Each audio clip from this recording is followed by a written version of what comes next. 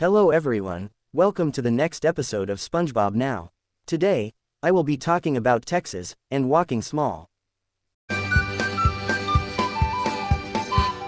First, I'm going to talk about Texas. Enjoy. The episode starts up at Goo Lagoon where SpongeBob, Patrick, and Sandy are playing in the sand.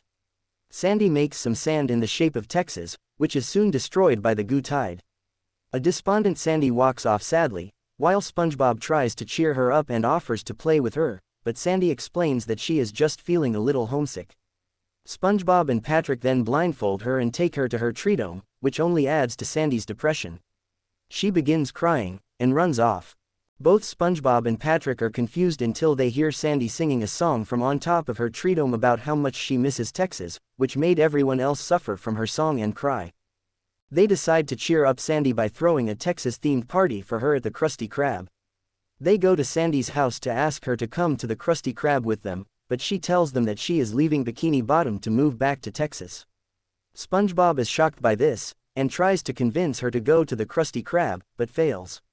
Sandy gets into a bus out of Bikini Bottom and leaves. Patrick insults Texas by calling it dumb, asking what is so great about it. Suddenly, the bus comes back and Sandy returns, then angrily berates Patrick for badmouthing her hometown. Patrick then asks if he can say that people from Texas are dumb, which angers her even further. This gives SpongeBob an idea to lure Sandy to the Krusty Krab. He and Patrick continue insulting Texas, and an enraged Sandy begins chasing them. They intend to lead Sandy to her surprise party at the Krusty Krab. Patrick continuously insults Texas, thinking Sandy is too slow to catch up to them, only to soon realize that she is very fast and catching up to them. Realizing that insulting Texas was a bad idea, SpongeBob and Patrick are forced to run for their lives. Sandy lassos Patrick and pulls him to her, and a nuclear explosion is shown in the background as he disappears. SpongeBob, still hoping to reach the Krusty Krab, begins screaming as he runs as fast as he can. Sandy's lasso reaches SpongeBob the instant he reaches the door of the Krusty Krab, and she attempts to pull him to her as he holds the door with his pinky finger.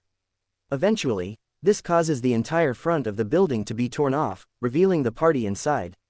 Then everyone says, "Howdy, y'all." Sandy realizes that home isn't about barbecues or pecan pies, but how much her underwater friends care about her, and that Bikini Bottom has become her true home, and decides to stay. The crowd is happy about this and starts cheering, with an exception of Squidward. Suddenly, Patrick once again insults Texas, and as the episode ends with the shown off-screen cutting back to Bikini Atoll, Sandy gets angry once again, and Patrick asks if he should start running again. Next, I'm going to talk about walking small. Enjoy. The episode begins at Goo Lagoon, where Plankton arrives in his bulldozer to turn the beach into the future site of the Chum Bucket Mega Bucket, and demands everyone to leave. However, due to his tiny size and small voice, nobody pays attention to him. He concludes that he needs someone bigger to assist him, and encounters SpongeBob walking on the beach while singing a song. Plankton decides to trick SpongeBob into being assertive, in order to get what he wants. SpongeBob tries to buy ice cream, but gets cut off once and then has his ice cream stolen before the vendor runs out. However, he finds Plankton complaining about having an extra ice cream cone he did not want. SpongeBob offers to take the extra one, and as he eats it, Plankton offers to teach SpongeBob how to be assertive. He tries to get SpongeBob to take his ice cream back from the person who stole it, but SpongeBob's kindly nature prevents him from being able to take it.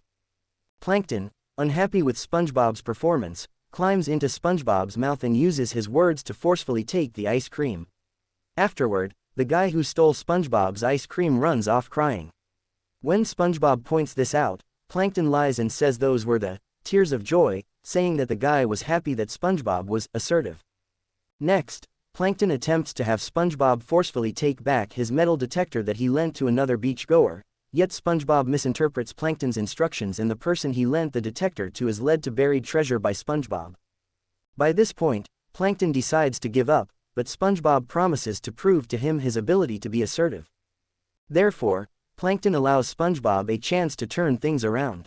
SpongeBob commits a series of both assertive and antagonistic acts to other beachgoers, including stealing the hot dogs of people waiting in line to buy them and cutting the strings of people's kites, and even worse, popping a volleyball that the beach-goers wanted to play with, resulting in everyone leaving the beach. Plankton then reveals his true intentions to SpongeBob, making him very upset. Plankton taunts SpongeBob by saying nice people always finish last and only those who are aggressive get everything they want.